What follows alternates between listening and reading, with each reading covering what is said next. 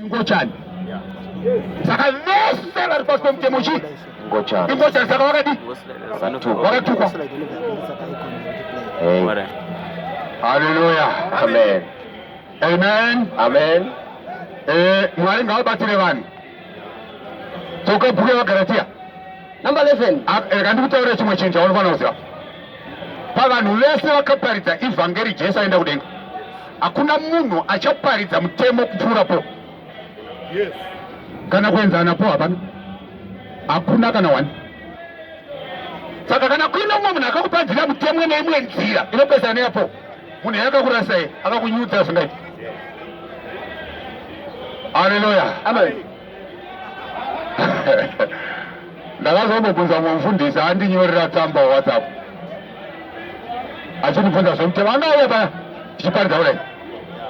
Haleluya. Amen. Ndobva ndamubvunza ndikati pane mumwe munhu here anoparidza mutemo kusvika pana po kana kuti kudarika po. Ndobva aita 2 days asina kupindura.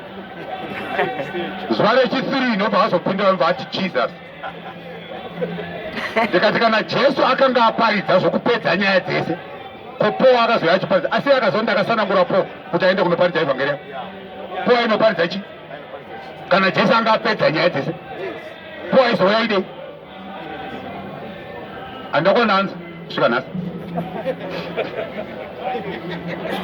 Amen. Amen. Haleluya. Amen. Inonetsa vavhangeri yacho. Kana Jesu akanga ataura zvakakwana zvakapera, Pauro akuzonoparidza chi? Pauro ari kutoti ndiri kuzadzisa panyama yangu zvakasara pamadambudziko aKristu, paya paakatambudzikira muviri wake iyo chechi zvakuzadziswa neni. Saka akasiya zvimwe zvese asina kupedza. Zvakazopedzwa nani? Ndo zvakutaura izvo. Akasiya wataura pana Tito chapter 3 verse 9. Hey, Asi unzvenge mibvunzo yeupenzi. hanzi unzvenge mubvunzo, anotoudza Tito Yes. kuti kune mibvunzo ichabvunzwa yeupenzi Namazita amadzitateguru. nemazita emadzitateguru zvemagenealogy izvozvizvi zvakati unzvenge.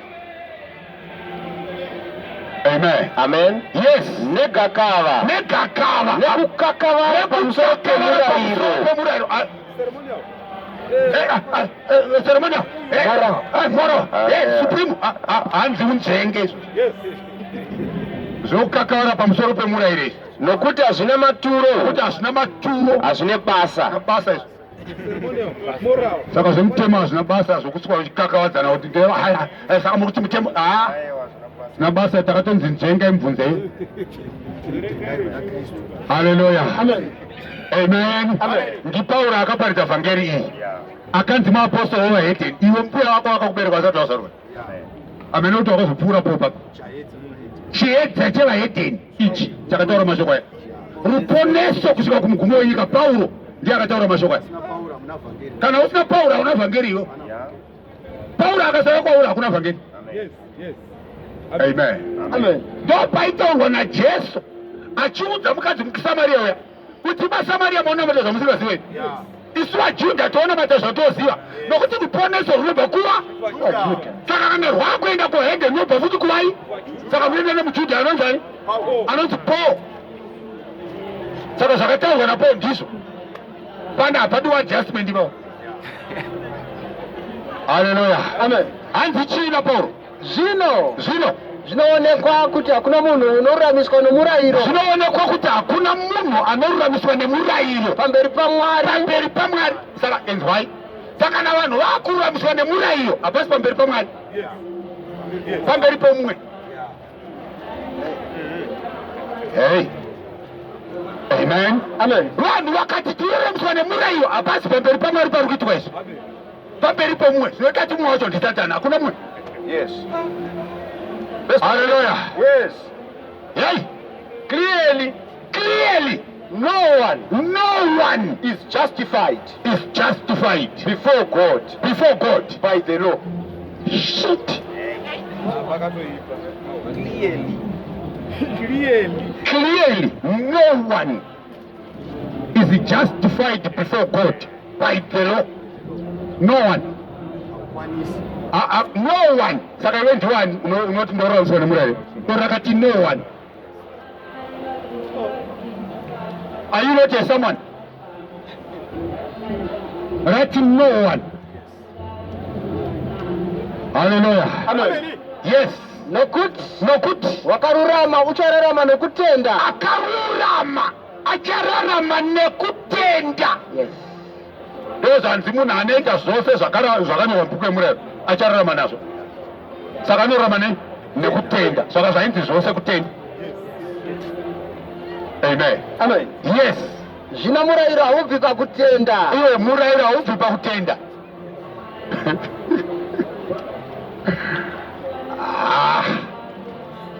Murayiro haubvi pafaith ba. Law does not come from faith. Yes. Who is faith? Jesus. Jesus Christ. So law does not come from faith. So what it means? Kana vati faith in Jesus. So shokoroti law does not come from faith. Rugoti law does not come from Christ. Yes. Saka inobva. Amen. Ndo saka arikuzwa Pauro akutoti murayiro uya Ephesians chapter 3. Yeah. Hauna kupiwa naJehovha sezvamunotaura izvi. Pauro anoti wakarayirwa nevatumwa. Mwari pakuunza murayiro akatuma vatumwa. Imbavha idzi. Upenyu hwanetsa. Haleluya. Amen. Mwari pakuunza law akatuma vatumwa. Ndo vakasvika paMoses. Amen. But pakuunza faith akauya iye amene. Because faith is more precious than the law. Faith yakasimudza Mwari kubva kudenga kwaya panyika pana. Hallelujah. Amen. Yes. Asi uyo wakaita zvinhu izvozvi Asi akaita zvinhu izvi uchararama nazvo. achararama nazvo. Hey. Hallelujah. Amen. Yes.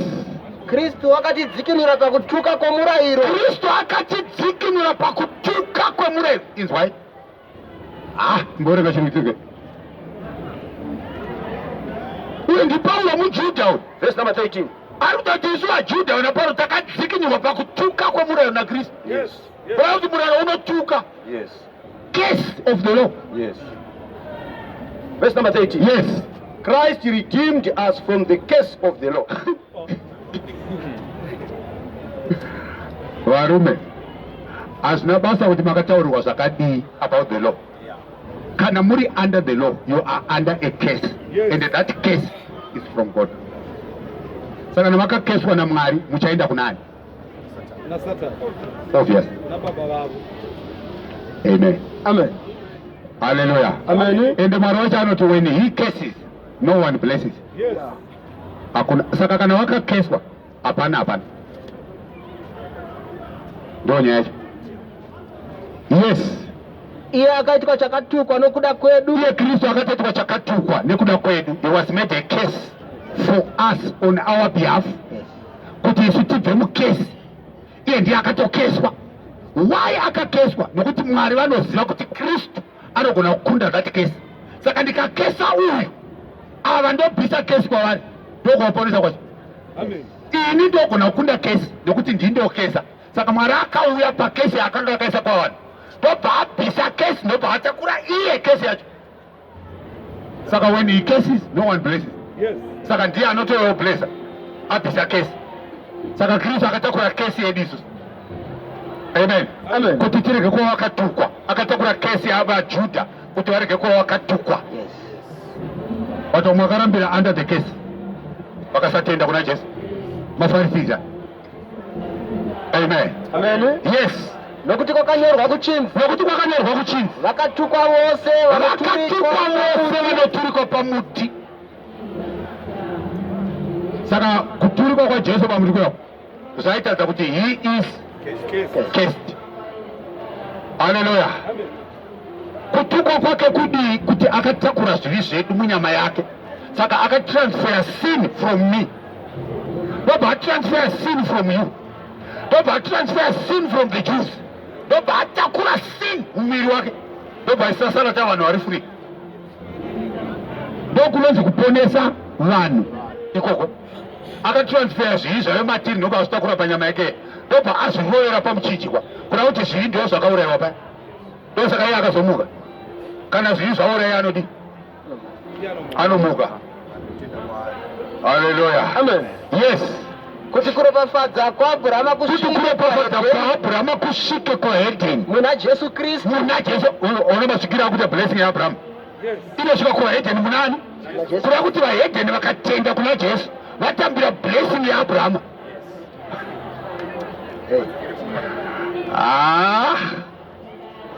Haleluya. Amen. Yes. Kuti tipiwe nokutenda chipikirwa chomweya. Iva tinopiwa nekutenda promise of the Holy Spirit. Tinoipiwa kuburikidza nei? Saka haipiwa kuburikidza nelaw. Observation of the law haiite kuti munhu apiwe promise ye Holy Spirit. Amen. Amen. Tinopiwa chipikirwa chomweya nekutenda kuna Jesu Kristu. Saka tata hakuna munhu anogamuchira mweya mutsvene kuti achengeta sabata. Asi richengetawo asi ziva kuti mweya mutsvene hauye kwauri nzira iyi. Amen. Amen. Yes. Hama dzangu ndinoreva nokureva kwavanhu. Ndinotaura nekutaura kwevanhu. Ndichiti kunyangwe iri sungano yavanhu hayo, kunyangwe pakaitwa agreement pakati pevanhu, kana yasimbiswa, kana vakaenda vasainirana agreement yokuisa masignature kudai, hakuna munhu unoikonesa, hakuna munhu anozoitadzisa agreement iyo kana kuwedzera kwairi. Kana yasainwa nevanhu hakuna munhu anoichinja kana kuwedzera anything kwairi. Agreement kana yaiswa signature zvapera yevanhu chaiyo. Ko yaMwari zvino agreement yaMwari ndeyekutenda, ndo yakasainirwa pakati paMwari nesu. Pane yokona kuwedzera something perfect haiwedzereriba. Yevanhu chaiyo hakuna munhu anogona kuwedzera chinhu kwairi. Saka yaMwari iri more than yevanhu. Amen. Amen. Yes. Zvino izvo zvipikirwa zvakarehwa kuna Abhurahama, zvipikirwa zvakarehwa kuna Abhurahama izvi nekumwana wake harevi achiti, haatauri achiti kuna vana vako, kuvana vako savanenge vari vazhinji, savanenge vakawanda, asi saanenge ari mumwe, asi seanenge ari umwe chete. Unoti Mwari anoti kumwana wako iwe Abhurahama, uyu ndiye Kristu. Saka Isaac ndiye, saka ainosacrificewa pagomo paya, ainongedzera Kristu aizoyorowerwa pachikomo chaKavhari. Ndo pakaenda Isaac yo paya. Hey. Amen. Haleluya. Amen. Anoti kumwana wako Isaac uyu ndiani? Ndiye Kristu. Saka ndogwayana nechibayiro. Haleluya. Amen. Yes. Zvino ndinoreva chinhu ichi ndichiti, ndoreva chinhu ichi ndichiti sungano yakasimbiswa kare naMwari, sungano yekutenda yakagara yasimbiswa kare naMwari, haitorerwi new covenant yakagara yasimbiswa kare naMwari, haitorerwi simba rayo nomurayiro wakazotevera makumi matatu apfuura. Saka sungano yekutenda ndo yakatanga. Amen. Amen. Ndo saka uchiona kuti Sara ndiye akatanga kuuya pana Abhurahama, but haana mwana. Amen. Hagai ndobva azouya mumashure, ndobva asvikozvara Ishmaeri. Abhurahama akambofunga ndaita chii? Ndaita mwana. Mwari vakati haaziye wandakapromisa. Haleluya. Ndakapromisa mwana anobva kunani? Kuna Sara, kwete kuna Hagai. But uona zviri kuitwa naMwari. Sara agara pamurume 99 years no mwana. Amen. Hagai kachingosvika kachingotamba nababa kudai sonhumbutuku kwautotanga kuzvara mwana kudai. Haleluya. Kwautanga kuchidadira Sara kuti ngomwa isi tiri pamberi tiri panyanga takaitira baba mwana. Svika Sara ati iwe dzinga murandakadzi mwana wako ngawachibva pano. Amen. Amen. Haleluya. Amen. Saka pazotaura kuna vagarantiya kuti vakadzi vairi ava isungano mbiri, imwe inobva pagomo reSinai muArebhia ndiye Hagai, anobereka vana vehuranda. Amen. Saka sungano inobva pagomo reSinai ndeipi? 10 commandments inobereka vana vehuranda iyoyo. Saka varanda havagari nhaka. Amen. Haleluya. Koita sungano inobva kudenga inoitwa paJerusarema ndiye Sara, ndo mai vedu, ndo anobereka Isaac. Haleluya. Iwe sungano yekutenda ndo yakatanga kuvapo, yemurayiro isati yadii, yakazouya 430 years later. zvino kuna Mwari shoko rinoti zuva rimwe chete rakaita like 1000 years. Saka 430 years later inguva yakadi, kana one day riri like 1000 years, ko 430 years later ita calculation yoti inguva yakadi.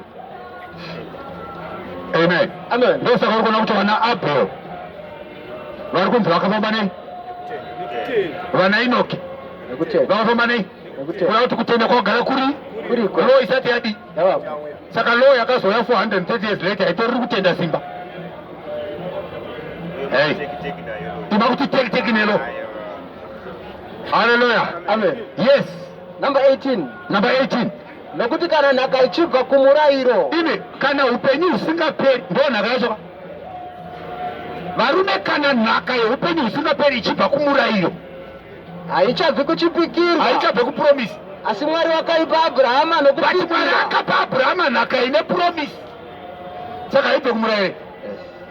Upenyu usingapera haugarwi nekuti munhu achengeta lo. No. Amen. Amen. Yes. Naizvozvo murayiro chinyiko Murayiro chiiko wakazowedzerwa nokuda kwezvivi. wakazowedzerwa nekuda kuti vanhu vakanga vakuita zvivi zvanyanya. Kubva pamazuva aAdhamu Mwari vakazoona kuti zvivi zvanyanya ndobva vaisa murayiro pamazuva aMozisi. Ndosaka Pauro achiti rufu rwakabata ushobva kuna Adhamu zvikaona Mozisi. Romans chapter 5. Amen. Amen. Zvakazotowedzerwa murayiro watoona kunzi vanhu vanyanya kuita zvivi. Kusvikira mwana wapikirwa izvozvo. Murayiro wakangoiswa as a temporary measure yekupa fanochengetedza vanhu kusvikira mwana akanga akapromisa kuti achauya auya. Yes. Amen. Amen. Haleluya. Amen. Saka murayiro waingofanira kuchengeta vaJudha vachimirirani Jesu. Yes. Iwo wakarayirwa navatumwa noruoko rwomurayiro. Oraiti, saka murayiro pawakauya paMount Sinai hauna kuuya naJehovha ba, wakauya nevatumwa. Ndo vakapa Mozisi. Jehovha haafambire murayiro. Ukaona Jehovha akuuya nenyaya yekutenda. Haleluya. Amen. Amen. Yes. Saka Isaya akatitarira Ishe Jehovha achauya semunhu akuingei kuti vanhu vatende. Asi murayiro wakapiwa vatumwa maanjelo ndemunopa Mozisi. Ambofanira kuudza vanhu avo, ambofanira kuzvibata mbichana. Wakarayirwa nevatumwa nemurevereri. Murevereri ndiMozisi. Amen. Amen. Yes. Zvino murevereri haazi mumwe chete. Murevereri haazi mumwe chete. Asi Mwari ndomumwe. Asi Mwari ndemumwe. Saka kuna Mwari vangani? Mumwe. 1. Murevereri haazove mumwe chete. Ndo zvakanyorwa. Kuda kuti anoreverera bhoti vaJudha nevahedheni. Haasiwo mumwe chete ba. Haasiwo vaJudha chete. Asi ndivo vaJudha nevahedheni. Saka murevereri wacho mumwe chete. Ndiye murevereri pakati paMwari nevanhu. Murevereri wacho ndiani? Ndiye munhu Kristu Jesu. Saka Mozisi paireverera pakati paMwari nevaJudha anga achimirira Kristu. Ndosaka akazoudza vaJudha kuti Mwari achakumutsirai mumwe muprofita akafanana neni. Anani asingazoteereri muprofita iye achaparidzwa pakati pevanhu. Vanhu ndivanani? VaIsraeri. Saka muprofita akafanana naMozisi ndiani? NdiJesu. Yes. Haleluya. Amen. Nokuti Mozisi pakuberekwa kwake Faro akati vanakomana vese ngavaurayiwe. Mozisi akanowegwa murwizi akanhongwa nemwanasikana waFaro akanochengeterwa kupalasi kwaFaro. Vaya vaiti ngavaurayiwe vakachengeterwa mumba make. Amen. Amen. Haleluya. Amen. Jesu achiberekwa Herodhi anoti vanakomana vese vane 2 years and below ngavaurayiwe. Jesu ndobva anti tora mukadzi wemwana utizire naye kwaFaro kwakambokurira Mozisi nokunofanira kunokurira uyu. Haleluya. Amen. Amen. Amen. Ndiye muprofita akafanana naMozisi. Unonzwa shoko raMwari kuti Mozisi auraye muIjipita akatizira Midhiani. Ndobva Mwari vazouya ari kuMidhiani achipfudza makwai aJetro. Zvikanzi Mozisi chidzokera Ijipita unoburitsa vana vaIsraeri nokuti Faro aida kuuraya afa. Haasiri ari pachigaro. Haleluya. Amen. Unonzwa wambiro zouya muIjipita yoti kuna Josefu chitora mukadzi nemwana udzokere naye Kenani nokuti Herodhi aida kumuuraya afa. Muprofita akafanana naMozisi. Haleluya. Amen. Amen. Moses anonza uchasvika nevana wakufira pano. Moses ndokufa. Haleluya. Satan ndokuya. Michael ndokuya. Ndokuita nharo pamusoro pemutumbi waMoses. Michael akati kuna Satani, Mwari ngaakurayire uregedze mutumbi. Satani ndokuregedza mutumbi waMoses ndokutorwa ndokuendwa nawo nemuna Michael. Shoko roti guva raMoses panyika pano hapana. Haleluya. Jesu anorerwa omuka okuya ku profita akafana naMoses. Waraka aripo panyika pana. Amen. Amen. Izwa shoko ra Mwari. Haleluya. Yes. Naizvozvo asi murayiro unorwisa zvipikirwa zvaMwari here? Murayiro unorwisa mapromises aMwari. Haisva. Kwete. Nekuti dai vakanga vapiwa murayiro. Dai vakanga vapiwa murayiro vaIsraeri vaya. Waigona kururamisa. Dai waigona kuvaruramisa. Murayiro iwoyo. Yes. Zviro kwazvo kururamiswa kwaibva kumurayiro. Kwazvo tikada chiparidza nhasi kuti kururamiswa kunobva kumurayiro. Asi hauna kugona kuvaruramisa. Saka hatiparidze kururama kunobva kumurayiro. Nokuti wakatadza kururamisa vana. Yes. Asi rugwaro rwakapfigira zvose pasi pezvivi. Rugwaro rwakapfigira zvose pasi pezvivi. Kuti chipikirwa chinobva pakutenda muna Jesu Kristu chipiwe vanotenda. Chipikirwa chacho chi upenyu usingaperi. Kunopiwa vanodi vanotenda munani na Jesu Kristu. Yes. Asi kutenda kusati kwasvika taichengetwa pasi pomurayiro. Kusakazana na Paulo vaichengetwa pasi pomurayiro. Takapfigirwa nokuda kwakutenda kwaizoratidzwa. Hey. Saka murayiro waingoshanda kutenda kusati kwadi kwasvika. Hey, but nhasi uchiri kushanda kamarume. Alright. Pura mberi. Saizvozvo murayiro wakanga uri muperekedzi wedu. Murayiro wakanga uri muperekedzi wevaJudha. Kuti isa kuna Kristu. Vaisa kuna Kristu. Kuti tiruramiswe nekutenda. Naivo vaJudha vaine mutemo wacho. Vaitonzi vaende kuna Kristu varuramiswe nekudii? Saka hakuna munhu anoruramiswa nemurayiro. VaJudha vakanga vaine murayiro vakatonzi ngavaende kuna Kristu varuramiswe nekutenda. Imo Edeni mamusina roho munongotenda moruramiswa nekutenda iko. Vanhu vaitena vatoparidza murayiro ule. Vakaona kuti. Yes. Zvino kutenda zvakwakasvika. Kutenda zvakwakazosvika kuvaIsraeri. Hatichiri pasi pomuperekedzi. VaIsraeri havasiri pasi pomuperekedzi. Kureva kuti havasiri pasi pomurayiro. Nokuti murayiro ndowanga uri muperekedzi. Saka kana kutenda kwasvika Kristu auya, vaIsraeri havasiri pasi pomurayiro. Amen. Asi kana vasina kutenda vanoramba vari pasi pomurayiro. Yes. Nokuti imi mose muri vana vaMwari. Nokuti imi mose muri vana vaMwari. Nokutenda muna Kristu Jesu. Kuburikidza nekutenda muna Kristu Jesu. Saka hakuna munhu anoita mwana waMwari kuburikidza nekuchengeta murayiro. Vanhu vese vanoitwa vana vaMwari kuburikidza nekutenda muna Kristu Jesu. Wega vaJudha kana kuti veHedheni vanoitwa vana vaMwari kuburikidza nekutenda kuna Kristu Jesu. Kana vanhu vava vana vaMwari vava vadyiwe nhaka nani? naMwari. Haleluya. Amen. Auitwe mwana kuburikidza nekuchengeta mutemo. Saka na uri wekuchengeta mutemo hausi mwana. Uri mufudzi womombe. Uri muranda adi, uri mushandi. Uri mukomana womombe. Zvino mukomana womombe musi unofa mudhara. Asi abasa ndiye aiswera nadzo. Dzinogoverwa vana. Iye kana dehwe reakafa apuhwe. Muranda. Zvakati vanhu vari pasi pomurayiro. Amen. Avapuhwe nhaka, mombe dzogoverwa vana. Saka nhaka yaMwari aigarwa nei? Nevaranda. Inogarwa nevana vaMwari vakaitwa vana kuburikidza nekutenda kuna Kristu Jesu. Nokuti vose vakamugamuchira kwavati vakamutenda, akavapa simba kuti vave vana vaMwari. Haana kupa simba iri kuone aichengeta mutemo, akaripa kune vakamutenda. Haleluya. Amen. Amen. Amen. Mutemo unopiwa vaHedheni varume. hakuna muhedheni akapiwa mutemo naMwari. Pauro anotaura kuna vaEfeso kuti mahedheni munyama ini, mainzi vasina kudzingiswa, naivo vainzi vekudzingiswa, kuri munyama kunoitwa nemaoko, kuti nenguva iyoyo yaidzingiswa imanga musina Kristu, musingaverengwi paushe hwaIsraeri, muri vatorwa musina Mwari panyika ino. Haleluya. Amen. Saka mutemo wanopiwa veHedheni. Romans chapter 9. Romans chapter 9. Tobva naye verse 1. Inoti ndinotaura zvirokwazvo muna Kristu. Pauro ari kundotaura chokwadi muna Kristu. Handirevi nhema. Handisi kunyepa. Hana yangu ichindipupurira mumweya mutsvene. Hana yangu ichindipupurira mumweya mutsvene kuda kuti ari kundipupurira mashoko aya ndiMwari. Yes. Kuti ndine shungu kwazvo. Wati ari mandiri. Ati ndine shungu kwazvo. Nokuchema kusingaperi mumwoyo mangu. Saka kana achema mumwoyo ari kuchema ndimweya mutsvene. Saka pane rumwe rugwaro akazvinova kuti musachemedza mweya mutsvene waMwari wamakaitirwa chisimbiso mukati menyu. Amen. Saka ari kuchema apa ndimweya mutsvene. Amen. Ndiye ari kutaura apo kuti ndiri kuchema.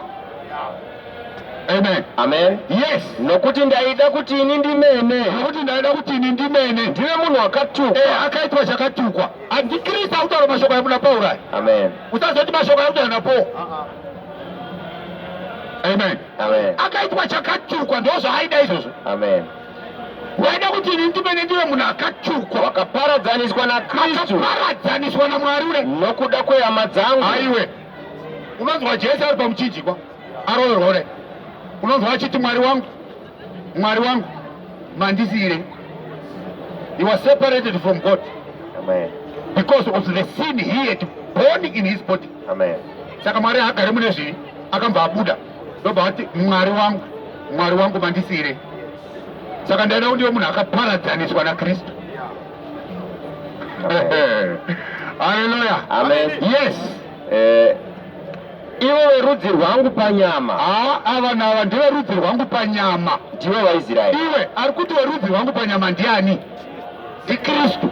Nokuti akaberekwa kuvaJudha pai? Panyama. Saka ndiwe rudzi rwavo pai? Panyama. Verenga genealogy yake.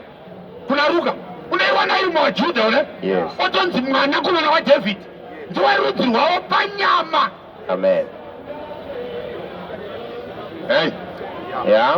Amen. Amen. Yes. Kuva vana vaMwari nokubwinya neglori yaMwari nesungano nemacovenants aMwari old and new nekupiwa murayiro nekupiwa law nokunamata Mwari vahedheni vafamba nenzira dzavo nezvipikirwa nemapromises aMwari ndezvavo ndezvevaIsraeri. Saka akapiwa murayiro ndiani? VaIsraeri. Kupiwa murayiro ndekwavo. Ndo vainzi vana vana. Saka Jesu akati hazvina kunaka kutora chingwa chevana uchikandira chi? Vainzi vana ndivanani? VaIsraeri. Pauro anoti tichiri vana. Takanga takasungwa pasi pezokuamba zvenyika. Zokuamba zvenyika ilo. Amen. Amen. Hallelujah. Amen. Saka ukanzwa hwana unotaurwa naPauro pana vaGalatia chapter 4. Paanoti tichiri vana. Tanga takasungwa pasi pezokuamba zvenyika. Takapfigirwa. Amen. Amen. Hallelujah. Amen. Unozozwa kuti pakuzara kwenguva Mwari akazotuma mwanakomana wake akaberekwa nemukadzi akaberekwa pasi pemurayiro kuti adzikinure vari pasi pemurayiro. Ndivanani? Ndivana Pauro vaJudha kuti tipiwe umwana hwedu. Asi takanga tiri vana ndobva tadzikinurwa ndobva taitwa vana. Saka hwana hwekutanga hwepasi pemurayiro hwana hwekusaziva. Amen. Amen. Hwana hunozouya after redemption hwana hwekugara naka. Yes.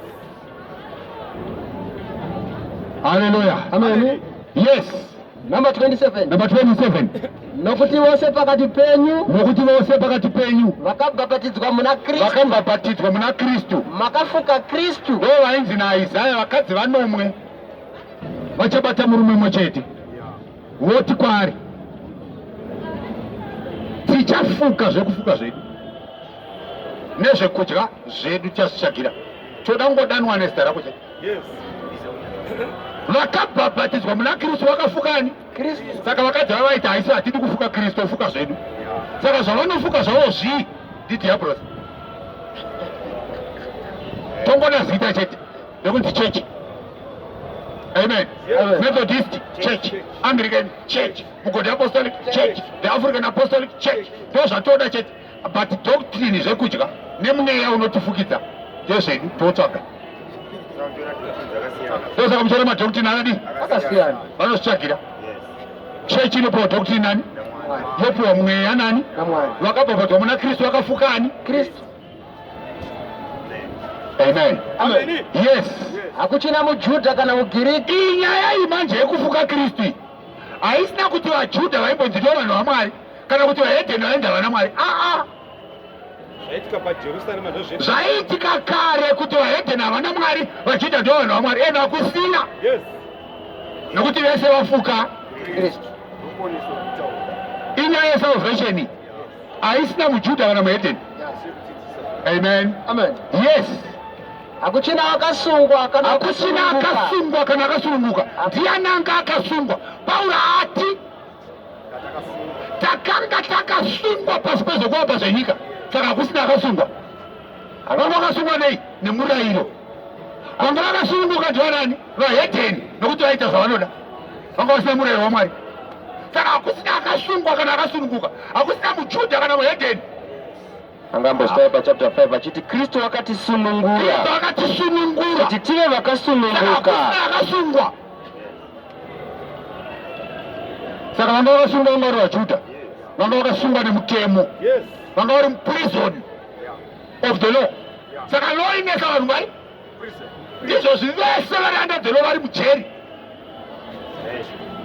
Hamena kuti muchazoburiswa rini, nokuti vaJudha vakaiswa mujeri kusvika mwana komana anga akapromiswa adi auya ndobva avaburisa pasi pejeri.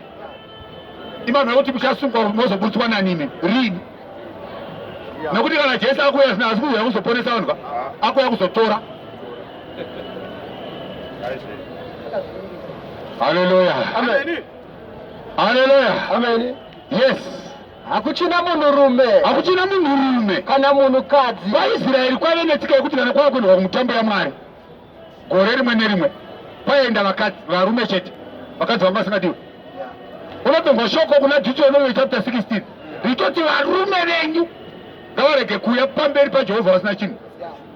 Kwaenda varume zvokuti vaerenga chapter 2 yemabasa onzwa shoko richiti paJerusarema pakaungana varume vaJudha vaibva kunyika dzose. Peter akutoparidza anoti ni varume vaIsraeri neMose mugere Jerusarema. Teererai munzwe mashoko aitaura nevarume ndovaenda kumutambo, vakadzi vanga vasingadiwe. Saka Pauro akuti hakusina izvozvo. Saka haisi nyaya yekudzidzisa iyi, aiwa inyaya yekuponeswa. Yes. Saka varume nevakadzi vakuponeswa vaungana kereke, asi kana vaungana sekereke vakadzi havatende kudzidzisa. Yes. Haleluya. Hazina kunzi hapasina mukadzi, pakanzi munhukadzi nemunhurume, zvakasiyana. Amen. Amen. Haleluya. Amen.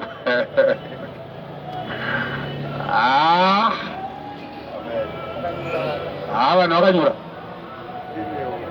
Hakusina munhukadzi kana munhurume, nokuti imi mose muri vamwe muna Kristu Jesu, kuda kuti maponeswa manje mavana.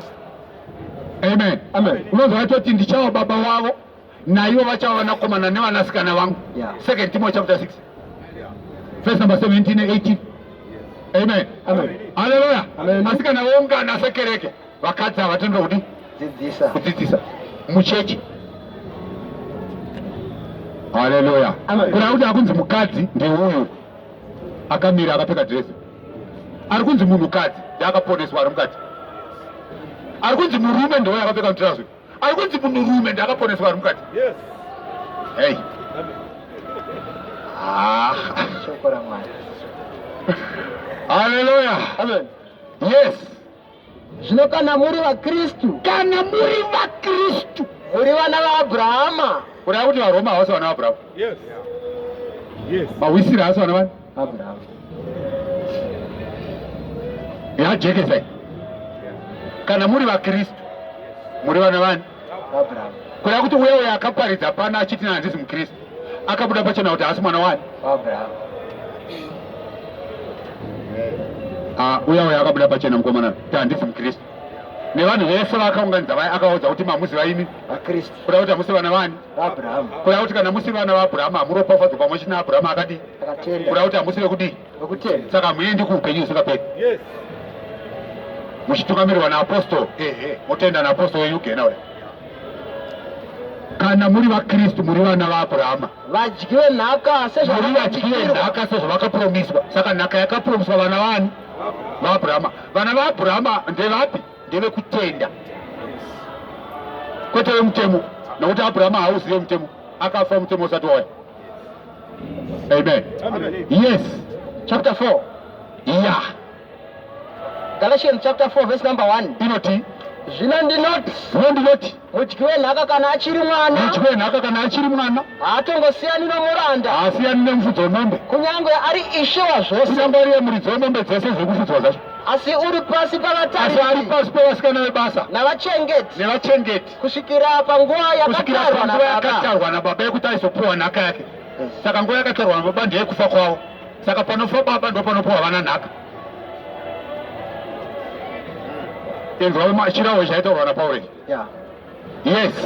Number 3 Number 3. saizvozvo nesuwo Saizvozvo nesuwo akutaura nyaya vaanga achiti kana mudyi wenhaka achiri mwana akuti tisu vanani vaJudha. Saizvozvo nesuwo tichiri vana takanga takasungwa pasi pezvokuvamba zvenyika. vanga vari pasi pelo.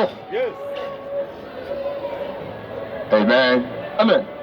Haleluya. Amen. Vachiri vana vanga vari pasi pelo. Yeah. Ndokuti hwana ikoko ndo inguva yekusaziva yakanzi Mwari akarega kurangana nguva yekusadi Yokusaziva. yekusaziva. Saka vanga vari vana vasina chavanoziva. Yes. Zvino nguva yakati yazara Nguva kwazvo yakati yazara kwazvo Mwari akatuma Mwari mwanakomana akatuma wake mwanakomana wake wakaberekwa ari kunzi nomukadzi. mubhuku yaGenesi chibereko chemukadzi chichapwanya musoro wenyoka. Nyoka icharuma chitsitsino. Ndiye ari kunzi naJobho munhu akaberekwa nemukadzi Yeah. ane mazuva mashoma panyika asi rine nhamo nekutambudzika. Amen. Amen. Anobuda seruva ndokusvava. Hey. Chop chop. Just 33 years gone. Munhu akaberekwa nemukadzi.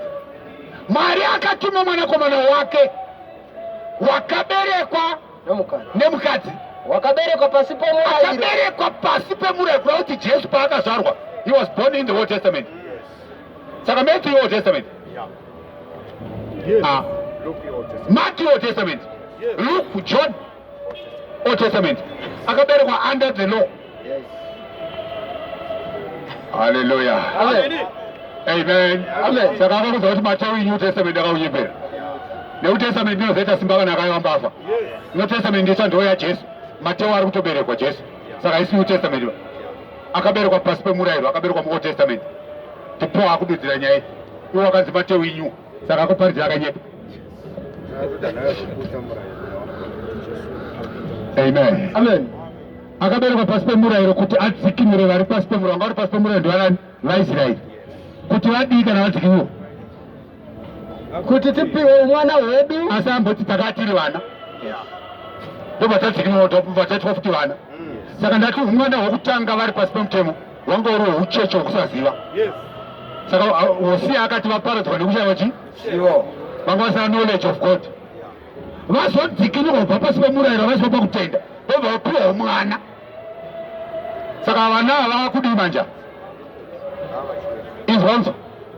Zvino zvamuri vanakomana. Zvino zvamuri vanakomana kuti mapiwa umwana. Mwari wakatuma mweya Kwabva womwanakomana waratuma wake. mweya, uko kwakusina mweya. Kwakuine mutemo. Vapiwa umwana ndobva Mwari atuma mweya womwanakomana wake Mumwoyo medu mumwoyo medu. unodana achiti Mweya ndiye anodana kuna Mwari achiti Abba Baba. Abba Baba. Saka chinoti baba kuna Mwari mweya. Yes. Amen. Amen. Saka chaiti baba paya muna Jesu mweya. Uchiti baba kunani? Kumweya. Saka akati baba ari mandiri akuti mweya uri mandiri. Neni ndiri muna baba, neni ndiri mweya. Ah. Amen. Hallelujah. Amen. Amen. Amen. Achitoudza vanhu kuti handisi panyama. Vanhu vakasazvinzwa hama yangu. Yes. Number 7. Number 7. Saka iwe hauchiri muranda. Saka iwe kana wadzikinurwa pasi pemurayiro, wapiwa umwana, hausiri muranda nekuti wapuwa mweya wemwanakomana. Saka wane mweya wemwanakomana hausi muranda. Kureva kuti kana usina mweya wemwanakomana une mweya waSatani uri muranda. Amen. Amen. Saka iwe hausiri muranda asi mwanakomana. asi wa mwanakomana. Kana wava mwanakomana wava mudyi wenhaka naMwari. Saka haidyiwe nevaranda. Saka vese vari pasi pemutemo havadyi nhaka. Musazonyeperana henyu nekuwanda kwese nekudii. Musanyeperane, hamudyi nhaka. Zvese nezvamunoita zviya hamudyi nhaka, kunyepa. Kana mukadya nhaka haisi yaMwari.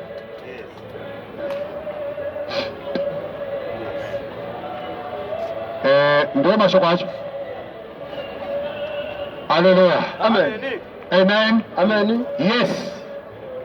Asi nenguva iyo zvamakanga musingazivi Mwari, mai vavaranda vava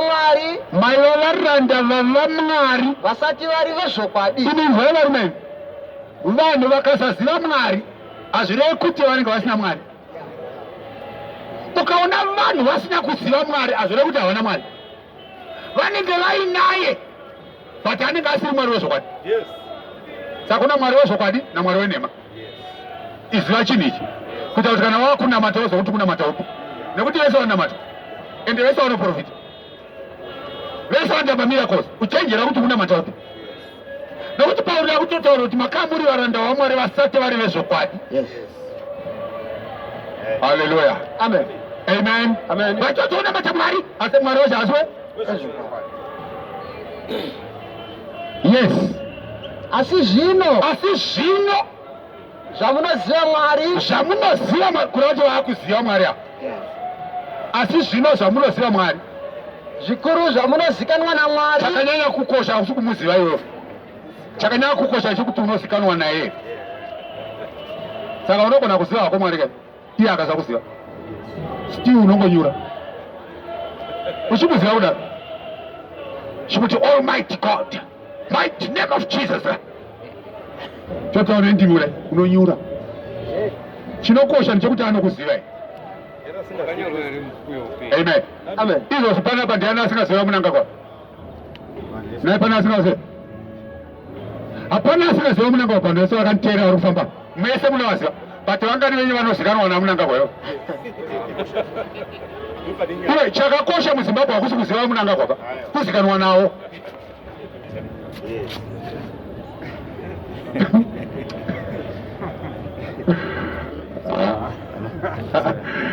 Hallelujah. Kana uchida mugodhi hauziva munangagwa, unozikanwa naivo ndokuti uone mugodhi wegodhi. Vanozikanwa namunangagwa vane mamainzi. Vanozikanwa namunangagwa izvozvo vane mapurasi vamwe vari kupiwa. Land reform yakapera kare but eno kuchiri kupiwa vanhu. Vanozikanwa nani? Imunovaziva. Hamuna chinhu. Vatamba nhamo muri muna festival yapo muchivaziva. Hallelujah. Amen. Chinokosha kuzikanwa navo baba vaya. Ukaona wazikanwa navo wapinda. Zvino zvamunoziva Mwari asi zvikuru zvamunozikanwa naye. Saka isi takaita advantage yekuti takamuziva ndokubva yatiziva, saka takapinda. Amen. Iwe unomuziva, unomudeedza Jehovha Jaire, Jehovha Tsidikeni, Jehovha Chikopokopo. Muziva hako but akasakuziva hapana.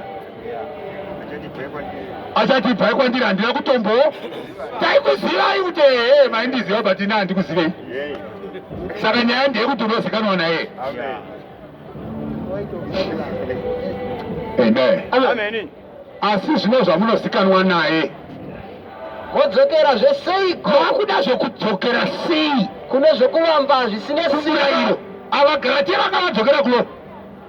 Makuda kudzokera zvesei kune zvokuvamba zvisina simba. Murero wanga usina simba. Nokuti shoko rinoti dai sungano yekutanga yakanga isina kuwanikwa mhosva, yechipiri kana isina kuwanikwa nzvimbo.